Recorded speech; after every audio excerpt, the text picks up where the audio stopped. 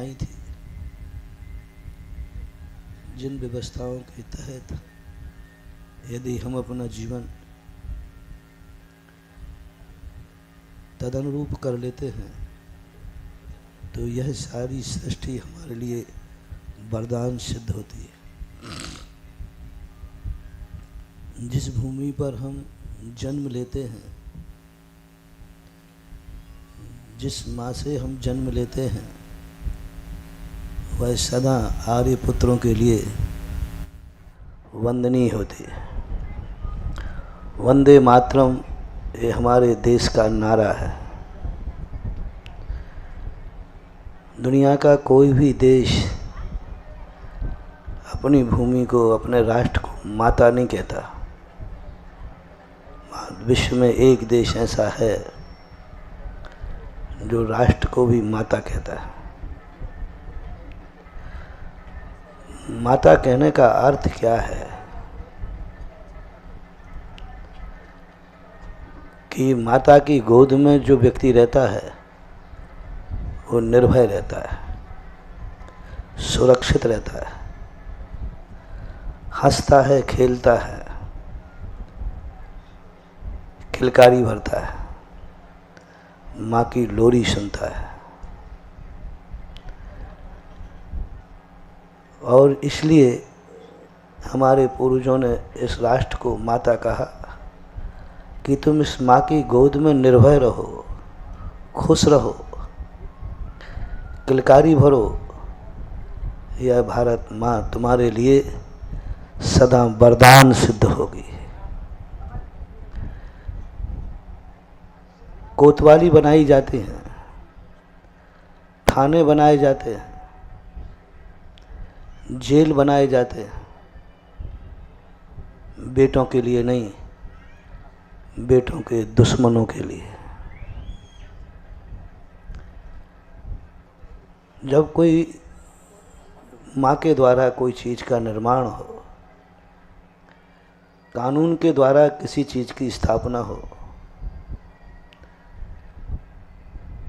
किसी भी सैनिक की स्थापना हो, सैनिक हो अथवा पुलिस वाला, उसे रक्षक कहा जाता है, रक्षा करने वाला। और जब रक्षा करने के लिए जिस माँ ने अपने सैनिकों को, अपने पुलिस वालों को, अपने ही बेटों को देश के कोने कोने में सुरक्षित किया है, ड्यूटी दी है कि जाओ हमारे बेटे, कुछ बेटों को सैनिक बना करके। सैनिक को कभी पाप नहीं लगता, सैनिक की कभी दुर्गति नहीं होती। सैनिक 24 घंटे बंदूक पे हाथ रखे रहता है मारने के लिए, लेकिन वो हत्यारा नहीं होता। किसी भी धर्म ने, आपके राष्ट्र की तो छोड़ो, धर्म ने भी सैनिक को कभी दुर्गति नहीं भेजा।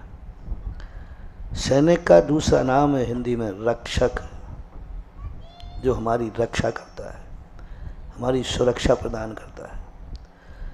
तो ये सारी चीज़ें तो हमारी रक्षा के लिए थी। पुलिस वाले तो हमारी रक्षा के लिए थे। कोई हमें, हमारा दुश्मन इस भारत माँ के बेटे को दुख दे तो उसके लिए जेल बनाया था। दो बातें ध्यान रखना। पुलिस वाला हमारा रक्षक है, जो हमारी भारत माँ के कानून ने उसको नियुक्त किया है हमारी रक्षा के लिए, सुरक्षा के लिए। और जेल जो बनाया है वह भारत माँ के कानून ने बनाया है उनके लिए जो हमारे भारत माँ के सपूतों को दुख दें, ऐसे दुश्मनों के लिए जेल बनाया था।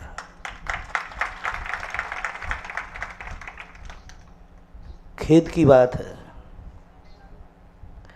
कि एक दिन कन्हैया को माँ ने बंदी बना लिया, उसका पैर रस्सी से बांध दिया और यशोदा मैया रोने लगी। बोले, माँ तू रो क्यों रही है? मैंने गलती की है,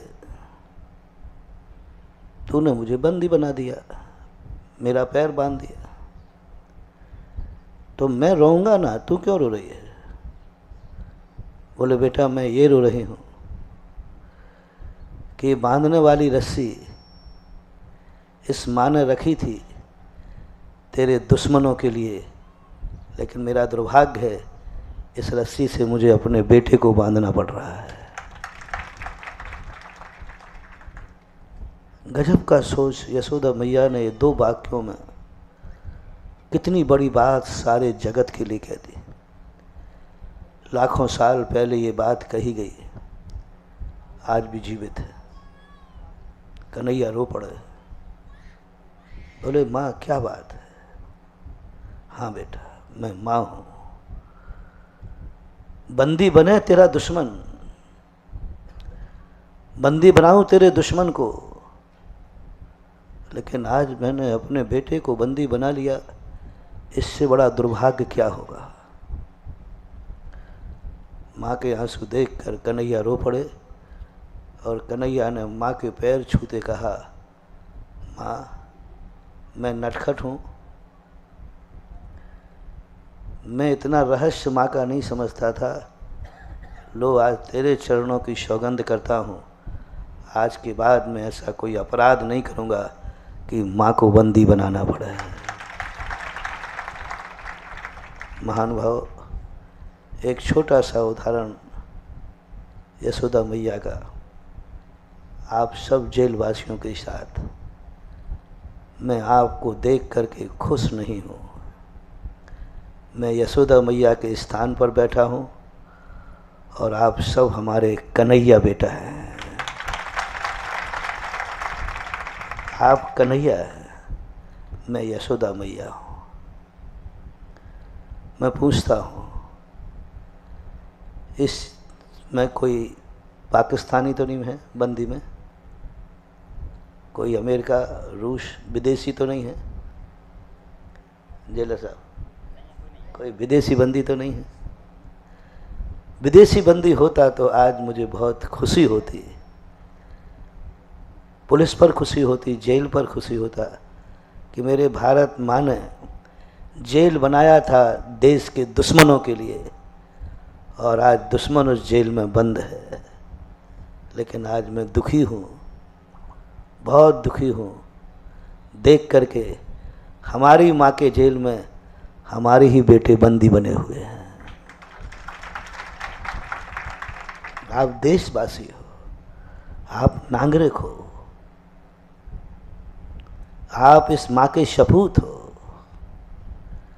ऐसा क्या कर डाला तुमने कि तुम्हारी माँ को ही तुम्हें बंदी बनाना पड़ा? इतना होश हम नहीं रख पाए।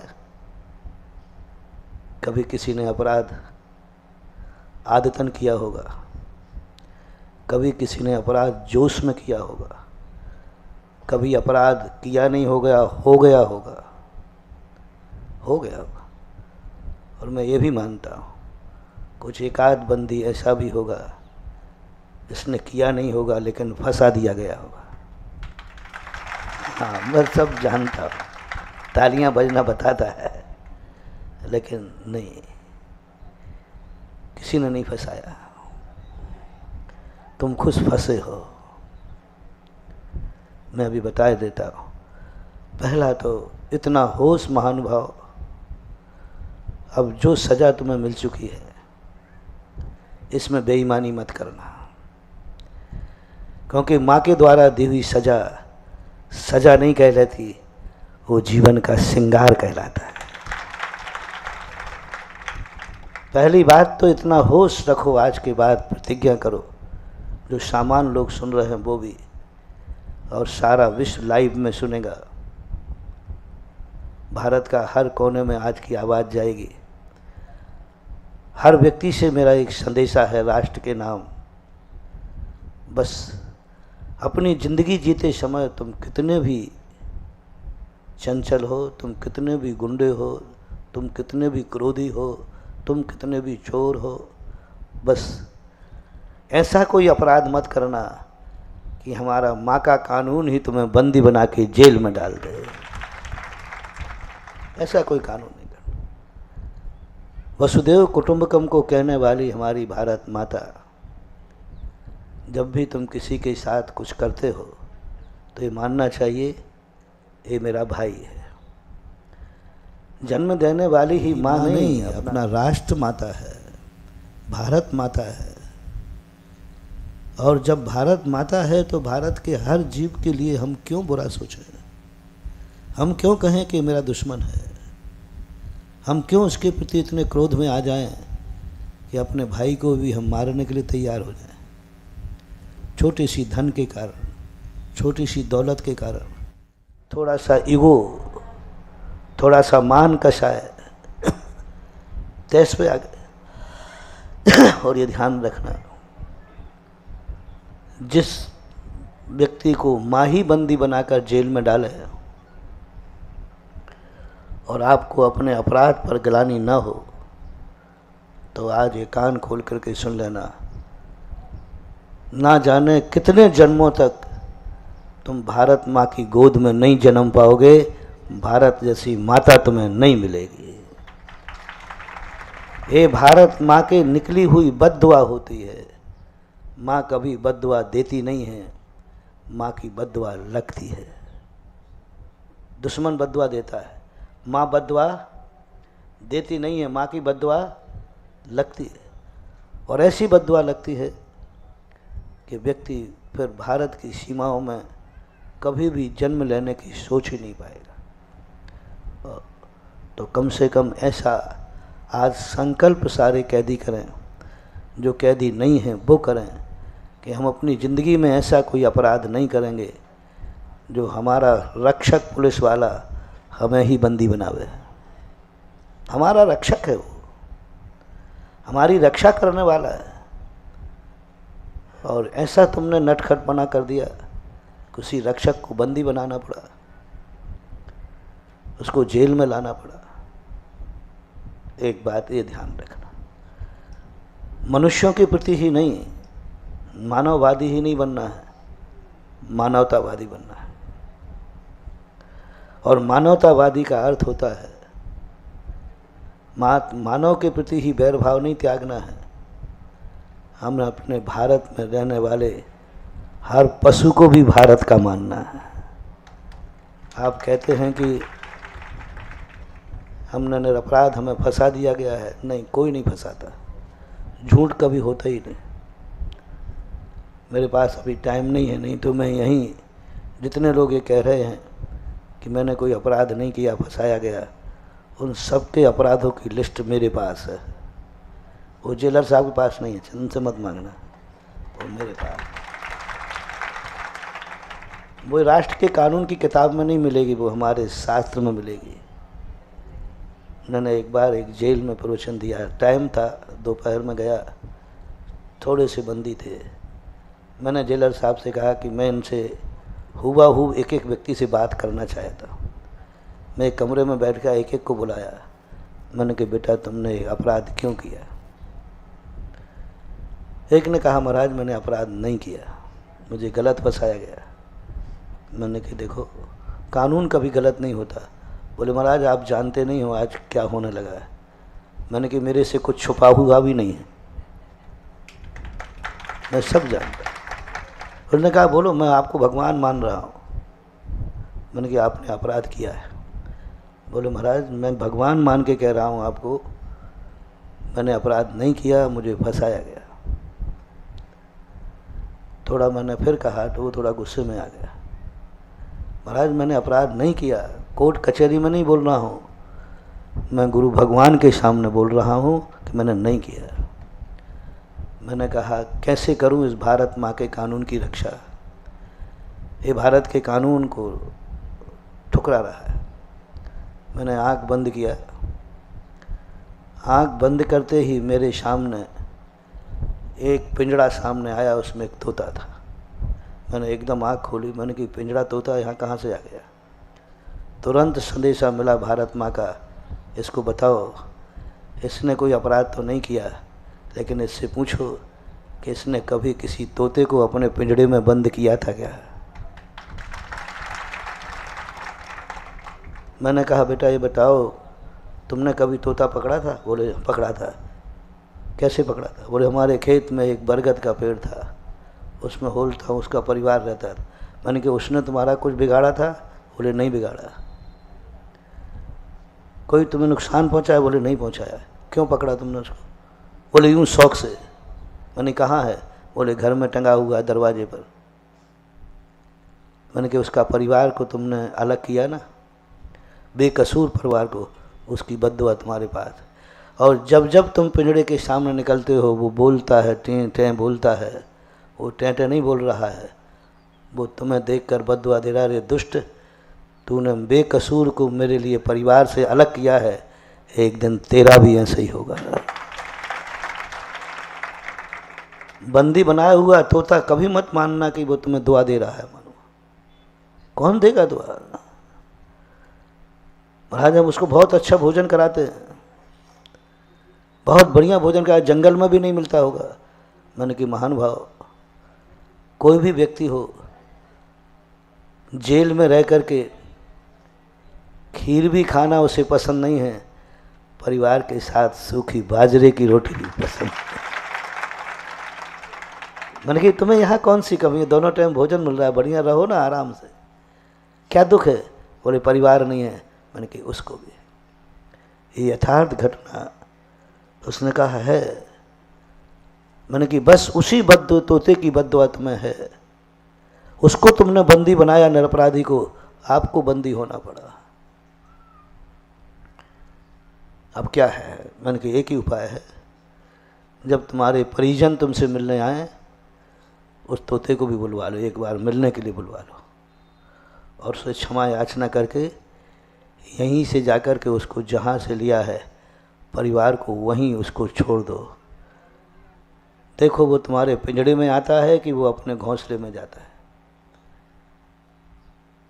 यदि वो पिंजड़े में लौट के आ जाए तो तुम रख लेना, और उड़ के फुर्र होकर घोंसले में चले जाए तो फिर तुम क्षमा मांग लेना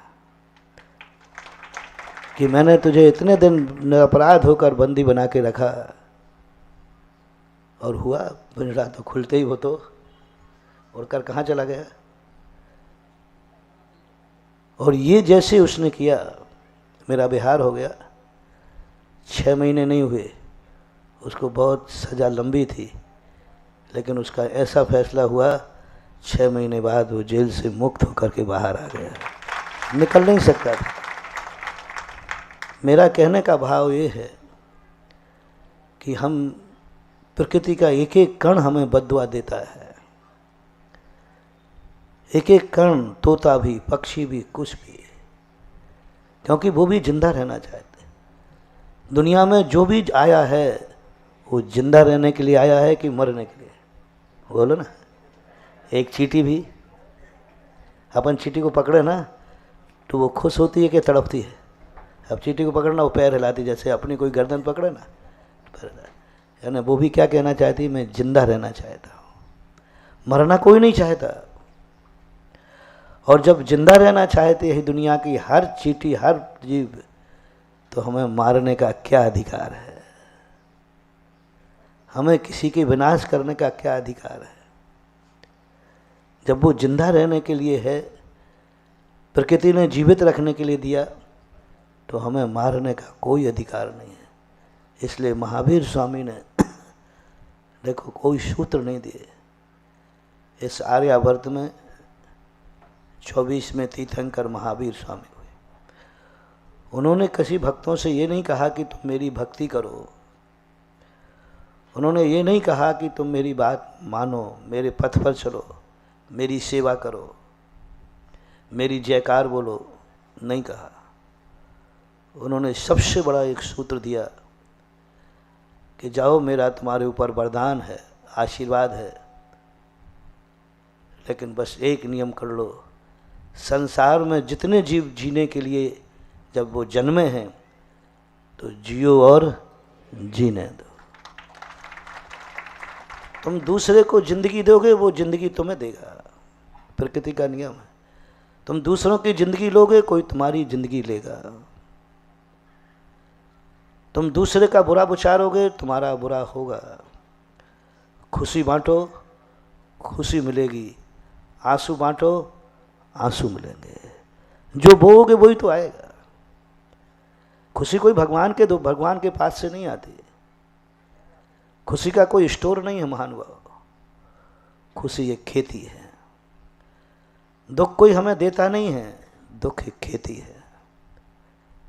अनाज कोई भगवान के दरवाजे से नहीं आता। भगवान क्या अपन को अनाज देगा, वही आपके भोग लग जाए तो खा लेता, नहीं तो वही भूखा बैठा रहता है। अपन कहते भगवान मुझे खाना, तो वो कहते मैं तो तेरा इंतजार कर रहा हूँ। मंदिरों में भगवान तुम्हें खाना देता है या भक्त भगवान को भोग लगाता है? तो भगवान भी किसका खाते हैं? भक्त का। तो वो क्या तुम्हें भंडारा करेगा, वो तुम्हारे भरोसे बैठा है। महानुभाव, जैसे अनाज कहीं स्वर्ग से, देवताओं से, भगवान के यहाँ से नहीं आता, ऐसा ही सुख और दुख किसी भगवान के पास से नहीं आता, हमारे पास से नहीं आता। हम तो सुख दुख की तुम्हें खेती करना सिखा सकते हैं कि खेती कैसे होती है दुख की, कैसे होती है सुख की। और वही महावीर ने कहा, महावीर ने ये नहीं कहा कि तुम दूसरे को खुश रखो। प्रकृति ये नहीं कहती कि खेत को तुम हरा करो। आप लोग खेत में बीज बोते हैं, खेत को हरा करने के लिए या फसल पाने के लिए? नहीं, खेत को हरा करने के लिए। वो काला काला दिख रहा था ना, तो सोचा कि अपने पास गेहूँ रखा है जिससे खेत हरा हो जाए। कोई किसान खेत को हरा करने के लिए बीज नहीं बोता है, फसल पाने के लिए बोता है। यही सिद्धांत महावीर ने कहा, श्री राम ने कहा कि ये सारा जगत तुम्हारा खेत है। दूसरे को जब हम खुशी दे रहे हैं, ये मत समझो कि हम इसको खुशी दे रहे हैं, अपने जिंदगी को खुश रखने की बोनी कर रहे हैं। है ना, खुशी उसको दे रहा हूँ, फसल किसको मिलेगी? अपन समझ रहे हैं कि मैं चींटी को बचा रहा हूँ। नहीं, चींटी को बचाना बोनी है। वास्तविक यह है कि हम अपनी जिंदगी को बचा रहे हैं। हमने चींटी को बचा करके बोनी कर दी। अब तुमने किसी एक को बचाया तो तुम एक बार जरूर बचोगे। जितने बार तुम जितने जीवों को बचाओगे उतने बार तुम्हारे मौत के समय आएंगे, लेकिन तुम बच जाओगे, क्योंकि तुमने किसी को बचाया था। और तुमने किसी को मारा है तो तुम्हें भी मारने वाला दुनिया में पैदा हो गया है। तुमने किसी को रुलाया है, तुम्हें भी एक दिन रोना पड़ेगा। जैसी करनी वैसी भरनी। तो आज तुम्हें 2-3 सूत्र देता हूँ। पहला सूत्र ये कि भारत माता को तुम माता मानते हो कि नहीं, बस अपनी ज़िंदगी में। और पुलिस वाले हमारी भारत माँ के बॉडीगार्ड है, रक्षक हैं, भारत माँ के जन्म लेने वाले बेटे। और अपन सब बोलो, अपन सब भारत माँ के बेटे हैं कि नहीं? इससे तुम्हें गर्व है कि दुख है? गर्व है। तो बस आज के बाद तुम्हें एक नियम लेना, जो हो गया वो हो गया। हम भारत माँ के बनाए हुए हमारे रक्षकों से हम कोई ऐसा अपराध नहीं करेंगे जिससे हमारे देश की पुलिस ही हमें बंदी बनाए। हम ऐसा अपराध नहीं करेंगे कि दुश्मनों के जेल में बेटे को आना पड़े। और दूसरी बात, जब तुम महाराज जी हम क्या करें, अपराध हम करते नहीं हैं, हो जाते हैं।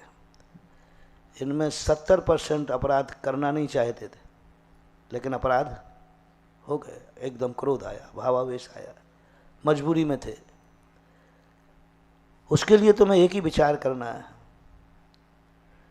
कि हमने किसी को दुख दिया है, वही दुख के आंसू आज मुझे दुखी कर रहे हैं। हमने किसी को कहीं ना कहीं दुख दिया है, चोरी करके दिया होगा। भीख मांगना कोई पाप नहीं है, लेकिन जब किसी की रखी हुई वस्तु चोरी करते हो, आपने देखा कितनी बददुआएं देते हैं। उसका सबूत कभी आपके घर में चोरी हो जाए तो पूरा परिवार कितनी बददुआ देता है। सब बैठते, मेरी ये चीज़ लूट ले गया, ये चूट ले गया, ये ले गया, भगवान करे उसका सत्यानाश हो। महानुभाव, जेल और ये सब तो औपचारिक हैं। जिसकी वस्तु तुमने चुराई है उसके मन में जो क्लेश हुआ, क्योंकि उसने बड़े मेहनत से बनाई थी, बड़े मेहनत से पैसा कमाया था, बड़ी मेहनत से आभूषण बनाया था, और कोई उठा के ले जाए, उसकी हाय बद्दुआ तुम्हें जन्म जन्म तक तुम्हें एक एक कौड़ी को मुहताज करेगी। भीख मांग लेना लेकिन किसी की बद्दुआ मत लेना, क्योंकि बद्दुआ लेने वाले को हम साधु लोग, भगवान लोग कोई भी नहीं बचा सकते। हम लोग आशीर्वाद देते हैं तुम्हें खुशी के लिए। मैं तुम्हें खुशी देने के लिए ही चलते हुए अंदर आ गया, लेकिन मैं तुम्हें खुशी देने के लिए, लेकिन पता नहीं मैं कितनों को खुश दे पाऊंगा, क्योंकि मेरा ये आशीर्वाद उनके लिए काम नहीं करेगा जो किसी को दुख दे करके आए हैं, क्योंकि उनको बद्दुआ लगी हुई है। और बद्दुआ का अभिशाप जिसके ऊपर होता है उसमें भगवान और गुरु का आशीर्वाद काम नहीं करता है। जो यहाँ बंदी बद्दुआ, जिनको कोई दुख देकर आए हैं और वो घर में बैठे बद्दुआ दे रहे हैं, कोई काम नहीं करेगा, वो तो भोगना ही पड़ेगा, और भोगने के बाद भी भोगना पड़ेगा। कानून का जेल अलग है और कर्म का जेल। कानून के जेल की सीमा होती है, लेकिन कर्म का जेल तो जन्म जन्मांतरों तक भी जाता है। तो बद्दुआ का किया हुआ अपराध किसी भी दरवाजे में नहीं करता, भगवान के दरवाजे में भी नहीं करता। हम लोग गुरु महाराज भी तुम्हारे लिए कितनी दुआ करें, लेकिन उस बद्दुआ के सामने हमारी दुआ भी फीकी है।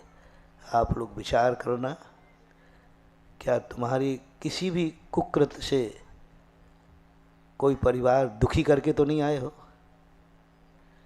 कहीं वो परिवार दुखी तो नहीं हो रहा है, रो तो नहीं रहा है? यदि किसी को दुखी करके आए हो, बस एक ही प्रार्थना करो कि मैं उस सजा को ईमानदारी से भोगूंगा, इस सजा से भागने का प्रयास नहीं करूंगा, और भविष्य में किसी को दुखी नहीं करूंगा। तीसरी बात, तुम दूसरे वाले को छोड़ो, खुद तुम जेल में बंद हो, लेकिन तुम्हारे बंद होने से तुम्हारे परिवार की क्या हालत है? तुम तो यहाँ फिर भी शांति से हो महानुभाव। मैंने देखा है आप लोगों के परिवारों को, वो परिवार वाले आते, तुम तो फिर भी यहाँ बहुत सुरक्षित हो, लेकिन तुम्हारा परिवार सुरक्षित नहीं है। तुम तो फिर भी यहाँ पर बैठे हो, पर वो दो दो आंसू रो रहा है। आपने अपने परिवार को रुला दिया। आज आपके परिवार की क्या हालत हो रही है? आपकी माँ, आपकी पत्नी, आपके बच्चे, आपका परिवार आपसे रहित हुआ है। आपको परिवार से भी मोह नहीं रहा, आपको माँ से भी मोह नहीं रहा, आपको पत्नी से मोह नहीं रहा, आपके बेटों से मोह नहीं रहा। चलो छोड़ो तुम धर्मात्मा हो कि नहीं, लेकिन कम से कम तुम ग्रस्त थे। अपराध करते समय ये भी तो सोचते कि मेरे अपराध करने के बाद मेरा परिवार छूट जाएगा। मैं 100 अपराध छोड़ सकता हूँ, लेकिन परिवार को नहीं छोड़ सकता। मुझे गाली मिले, मैं लुट जाऊँ, मैं भिखारी बन जाऊँ, लेकिन मैं ऐसा अपराध नहीं करूँगा जिससे परिवार छूट जाए। आज परिवार रो रहा है। आपने देखा होगा, जैनी लोग अहिंसक होते, लोग कायर कहते हैं, ज़्यादा झगड़े टंटे नहीं करते। क्लीन चिट नहीं दे रहा हूँ परसेंटेज। क्यों? क्या ये लड़ना नहीं जानते? क्या ये अपराध करना नहीं जानते? सब जानते हैं, सब जानते हैं। इनको 2 कारण जो हमने 2 पहले बताए, और तीसरा कारण है, इनको जब कोई गाली देता है तो ये चुपचाप सुन लेते हैं। कारण, क्योंकि इनको अपनी माँ से बहुत प्यार है, पत्नी से बहुत प्यार है, बच्चों से इतना प्यार है कि ये कहते हैं गाली दे दी तो दे दी, मैं लौट के गाली नहीं दूंगा, क्योंकि झगड़ा बढ़ जाएगा तो हमारा परिवार छूट जाएगा। संसार में सबसे ज़्यादा अपने परिवार से कोई प्यार करता है, उसका नाम जैनी है। चैनी है। सबूत ये है कि वो उसी डर के कारण से गालियां सुन लेता है, लेकिन वो झगड़ा करने को तैयार। और यही हम इनको देते हैं, मनो मत बनो मोक्ष मार्गी धर्मात्मा, कम से कम प्यारा परिवार मिला है तो उस परिवार के साथ तो अच्छी तरह रहो। उस परिवार को तो जिंदगी, परिवार वाले तुमसे कुछ नहीं चाहते, तुम भीख मांग के खिलाओगे। बोलो मैं आपके परिवार की तरफ से पूछ रहा हूँ, पूछ लूँगा कि मैं तुम्हें जेल से छुड़ा दूंगा, तुम्हारे परिवार के बेटे को, पति को, भाई को, पिता को, लेकिन शर्त है उसे पर जिंदगी भीख मांग करके जीना पड़ेगी। समझना, मैं उदाहरण थोड़ा सा ऐसा दे रहा हूँ कि उनसे मैं कहूँ बेटा है, पति है, पिता है, कोई भी है, भाई है, और तुम्हारे परिवार को बैठा के कहूँ, वो कहें महाराज जी मेरा ये फलाना व्यक्ति जेल में बंद है, आप कैसे करके उसको मुक्ति दिलाइए। मैं उससे कहूँ दिला सकता हूँ, दिला सकता हूँ, लेकिन शर्त है कि बाहर निकलने के बाद भीख मांगेगा। वो भीख मांगकर पेट पालेगा और आपका पालेगा। जेल से तो निकाल दूंगा, लेकिन भीख मांगना पड़ेगा। बोलो आपकी माँ किसके लिए तैयार हो जाएगी? बोलो ना, क्या कहेगी माँ? बेटा मेरे पास तो रहेगा ना? हाँ रहेगा, लेकिन भीख मांगेगा। तो माँ क्या कहेगी? महाराज मंजूर है। तुम्हारी पत्नी क्या कहेगी? देखो जेल से छूट जाएगा लेकिन भीख मांगेगा, भीख मांगकर तुम्हें रोटी मिलेगी। तो बोलो अपनी अपनी पत्नी की तरफ से बोलो, वो क्या कह देगी मेरे से? महाराज भीख मांगना, और बेटा होंगे तो वो कहेंगे पापा को छुड़ा दीजिए। मैंने कहा बेटा देख छूट तो जाएंगे लेकिन भीख मांगेंगे। तो बेटे भी क्या कहेंगे? पापा महाराज जी कोई बात नहीं, पापा भीख मांगेंगे लेकिन शाम को तो हम गोदी में बैठ जाएंगे ना। तुम्हें यहाँ पर कितने भी सुख हैं, कितनी अच्छी तरह रह रहे हो, लेकिन तुम्हारे बेटे, तुम्हारे परिवार दुखी नहीं है। जेल आने वाले अपराधियों के परिवार हम लोगों से मिलते हैं, क्या उनकी हालत होती है, क्या उनकी हालत होती है? सुरक्षित नहीं है। उन पर लोगों की जो दृष्टियां होती हैं वो बहुत बुरी होती है। तुम्हें कोई टॉर्चर नहीं कर रहा है, तुम्हें कोई कुछ नहीं कह रहा है, क्योंकि तुम तो चार दीवारों में बंद है, यहाँ तो कोई आ ही नहीं सकता। वो तो हम भी आ नहीं सकते थे, लेकिन आप लोगों के जो जेलर वगैरह है ना, इन लोगों ने,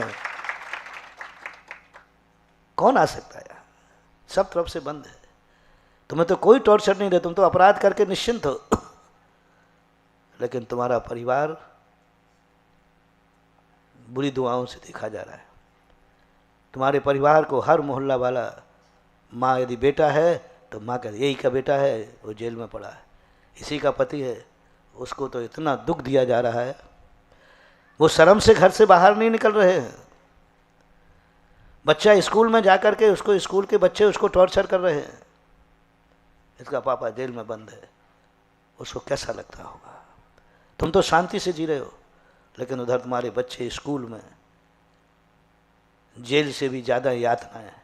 आजकल जेलों में कोई ज़्यादा यातनाएं नहीं होती, लेकिन बच्चा जेल से भी ज़्यादा यातनाएं सहन कर रहा है, पत्नी जेल से भी ज़्यादा यातनाएं सहन कर रही है, माँ जेल से भी ज़्यादा यातनाएं सहन कर रही है। उसकी शर्म से आंख झुकी हुई है, बाजार में नहीं निकल पा रहे वो। इन सब पर महानुभाव आपको विचार करना है। मेरा बिहार चल रहा है, अभी 3 किलोमीटर और जाना है। पहला सूत्र आपको क्या दिया था? यशोदा मैया का और कन्हैया का क्या दिया? याद रखना आज का प्रवचन, जिंदगी भर याद रखना, चाहे यहाँ रहो इससे निकल जाओ। और जब कोई अपराध करे तो याद रखना हमारा ये प्रवचन आप लोग सुना देना। मेरे जेल में एक बार गुरु महाराज आए थे, उन्होंने ये सूत्र दिए थे। ये मैंने तुम्हें सूत्र नहीं दिए हैं, ये तुम्हें मंत्र दिए हैं। इनको निरंतर चिंतन करना, एक दिन तुम्हें ऐसी सिद्धि हो जाएगी कि तुम अपराध से मुक्त हो जाओगे। उस दिन का यशोदा मैया का रुदन और कन्हैया को बांधना कन्हैया की जिंदगी बदल दी। कन्हैया ने कहा अब नहीं होगा माँ। उसके बाद कन्हैया ने सारे दोस्तों से कह दिया मैं वो अपराध नहीं कर सकता जिसको मेरी माँ को ही मुझे बांधना पड़ा है, माँ ही मुझे बांधे। माँ के हाथ आशीर्वाद देने के लिए है, बंदी बनाने के लिए नहीं है। तो इस भारत माँ को अपनी यशोदा माँ मानो और आप लोग सब कन्हैया हो। बस आज ही ऐसा सोच लो। और दूसरा, हमने मनोवैज्ञानिक ढंग से तुम्हें बताया कि तुम्हारे ऊपर ये संकट क्यों आया है। कहीं ना कहीं किसी की बद्दुआ तुम्हारे साथ है। उस बद्दुआ को दुआ में बदल सको तो जेल से छूटने के बाद जिसके साथ तुमने अपराध किया है उससे जाकर के क्षमा मांगना, जैसे वो तोते से मांगा था।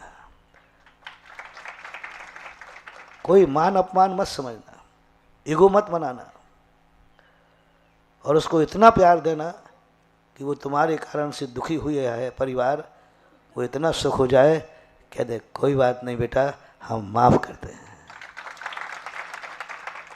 और तीसरा कारण जब है, सज़ा में बेईमानी मत करना।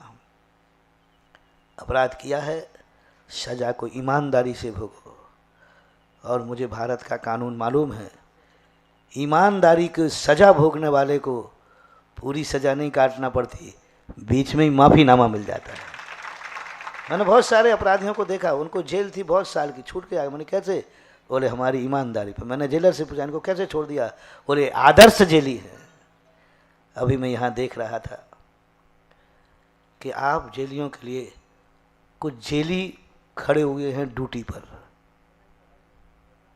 दरवाजे पर 2 खड़े, एक यहाँ भी खड़े थे, जेली खड़े थे। वो भेजता तो वही है, भेज तो वही है, जेली आपकी सुरक्षा के लिए खड़े। पुलिस वालों ने जेलर को जेलियों के लिए खड़ा कर दिया, तुम इन जेलियों को देखे रहना, कोई भाग नहीं जाए। मैंने कहा पुलिस वाले खड़े होते तो ठीक है, लेकिन जेलियों की सुरक्षा के लिए जेली खड़े। देखो तो दरवाजे पे खड़े ना, वहाँ 2 पुलिस वाले खड़े होते तो अच्छे थे।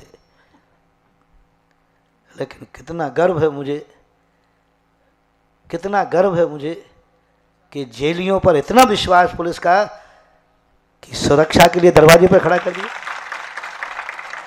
यह है ईमानदारी की सजा। यानी पुलिस को मालूम है कि ये ईमानदार हैं, इनको खुला गेट भी मिल जाए तो ये भागने वाले नहीं हैं, भागने वाले नहीं हैं, इनको कोई भगाए तो भागने वाले नहीं हैं। इतनी ईमानदारी कि अपराधी को ही सुरक्षा कर्मी बना दिया, अपराधी को ही खड़ा कर दिया कि तुम इन पर निगरानी रखो। मेरा भाव है यदि सजा हो ही गई हो तो ईमानदारी अपराधी बनो कि पुलिस वाले भी तुम्हें रक्षक बना दें, पुलिस वाले तुम्हें सौंप दें कि इस बंकर की सुरक्षा करना, इन पे कोई गड़बड़ नहीं करना। उनकी ईमानदारी पर इतना भरोसा, उनकी ईमानदारी पर इतना विश्वास। खुले खेत में भी काम करते, कई जेलों में मैं जाता हूँ, बिल्कुल खुले खेतों में काम करके ये भाग जाएंगे। बोले महाराज आप इनको भगा के देखो। एक जेलर साहब खुले खेत में काम कर रहे थे, कोई उनको हथकड़ी नहीं, कुछ नहीं, और वो जो उनके थे मैं बोले बातें कर, मैंने तुम यहाँ बातें कर रहे हो, वो भाग जाएंगे तो? बोले महाराज जी नहीं भागेंगे। वो थोड़े से जेलर मेरे से मुंह लगे थे, मैंने कि भाग गए तो? बोले महाराज जी अब ये बात है तो हमारी परीक्षा हो जाए आज, आप भी इनको भगा के देख लो। मेरे से कहा कि आप भी कुछ उपाय करो कि भाग जाए। इतना आनंद आया, इतना आनंद आया। मैंने जेलियों को जो इतने ईमानदार थे आशीर्वाद दिए, हे भगवान इनसे अपराध हो गया, कर लिया अपराध, लेकिन इतनी ईमानदारी कि इनको भागने का पूरा मौका है फिर भी भागने को तैयार नहीं है। इनकी सजा माफ होना चाहिए। ये आदर्श कैदी, तो यदि अपराध कर ही लिया है तो आदर्श कैदी बन के मिलो रहो। कोई भागने का भी कहे नहीं, माँ के द्वारा मुझे सजा दी गई है, माँ के द्वारा। चाहते तो कृष्ण जी माँ की रस्सी तोड़ सकते थे, ताकत थी, उन्होंने नहीं तोड़ा। क्यों? माँ के द्वारा दी हुई सजा को हम तोड़ेंगे नहीं, हम भोगेंगे। और माँ इतनी दयालु है, ज़्यादा देर बंदी नहीं बना पाएगी, वो धीरे से। तो ये दूसरी बात। और तीसरी बात, जब तुम्हें अपराध की स्थिति बने तो सोचते समय अपने परिवार का विचार करना। और अंतिम जो मंत्र है, जियो और खुशी दोगे तो, आंसू दोगे तो आंसू मिलेगा। बस महावीर भगवान की जय। ओम ओम। सभी महानुभावों से विनम्र